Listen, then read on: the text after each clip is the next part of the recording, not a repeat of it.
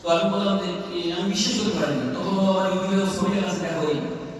তখন আমাকে বলছে, বাবা আমি আর বসে থাকতে চাই না, বন্ধুরা মরে যায়, ওরা ভাইরা মরে যায়, এই শরীরে তারা এইভাবে বসে থাকবে, আমরা এটা মেনে নিতে পারি না। তখন আমি ওদেরকে বললাম, বাবা এই শরীর স্যার এরা তো কখন কি করে এরা আমার তোমাকে এবং আমার গোটা ফ্যামিলিকে বাঁচতে দেবে না। তখন ওর মা বললো আমাকে যে তুমি যদি ওদেরকে এভাবে ঘরে আটকে রাখো তাহলে তো এই দেশ শান্তি হবে না, এই শরীর স্যারের কথা বলে এই দেশ এইভাবে চলতে থাকবে। তখন আমি ওকে আর বাধা দিইনি। যখন ওই কথাটা বললো তখন অনেক সময় পেরিয়ে গেছে। ও তখন সাধারণ আমাকে বলে উঠলো, বাবা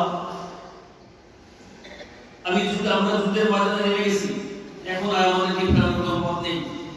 আমি একজন সমন্বয়কের ভূমিকা পালন করছি, আমার নেতৃত্বে 20 থেকে 22 জন ছাত্র আমার নেতৃত্বে চলছে। তো আমি যখন বুঝতে পারলাম যে ছেলে, ও আমাকে বললো, বাবা যদি আমি মারা যাই বা শহীদ হই তাহলে তুমি দুঃখ পেও না, আমার তুমি যদি কষ্ট পাও আমার বন্ধুরা বা আমার সহযোদ্ধা আমাকে আপন করে দেবে।